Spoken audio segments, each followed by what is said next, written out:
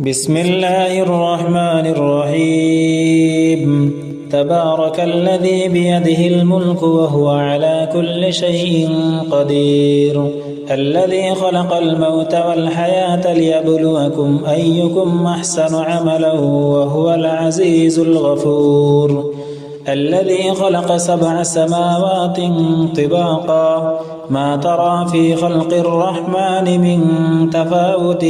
فارجع البصر هل ترى من فطور ثم ارجع البصر كرتين ينقلب إليك البصر خاسئا وهو حسير ولقد زينا السماء الدنيا بمصابيح وجعلناها رجوما للشياطين وأعتدنا لهم عذاب السعير وللذين كفروا بربهم عذاب جهنم وبئس المصير إذا ألقوا فيها سمعوا لها شهيقا وهي تفور تكاد تميز من الغيظ كلما ألقي فيها فوج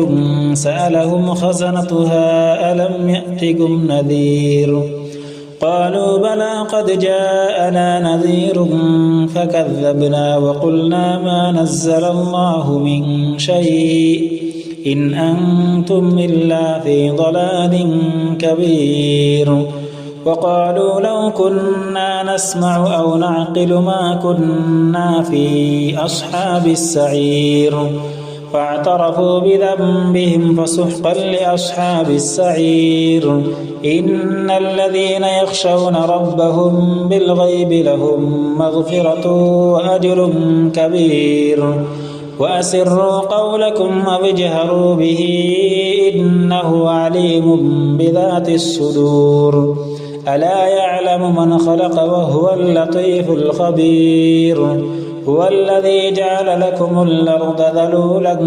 فامشوا في مناكبها وكلوا من رزقه وإليه النشور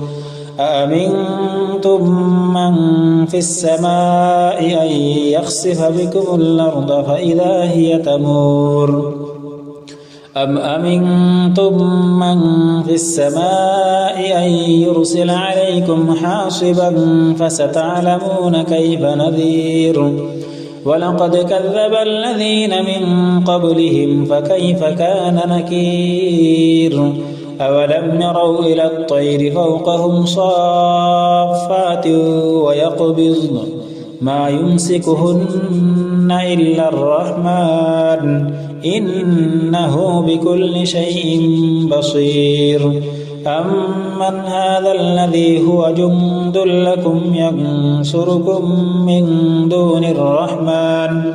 إن الكافرون إلا في غرور أمن هذا الذي يرزقكم إن أمسك رزقه بل لجوا في عتو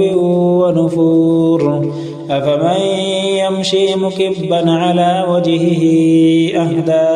أمن يمشي سويا على صراط مستقيم قل هو الذي أنشأكم وجعل لكم السمع والأبصار والأفئدة قليلا ما تشكرون قل هو الذي ذرأكم في الأرض وإليه تحشرون ويقولون متى هذا الوعد إن كنتم صادقين قل إنما العلم عند الله وإنما أنا نذير مبين فلما رأوه زلفة سيئت وجوه الذين كفروا وقيل هذا الذي كنتم به تدعون قل أرأيتم إن أهلكني الله ومن معي أو رحمنا فمن يجير الكافرين من عذاب أليم قل هو الرحمن آمنا به وعليه توكلنا فستعلمون من هو في ضلال مبين قل أرأيتم إن أصبح ماؤكم غورا فمن يأتيكم بماء معين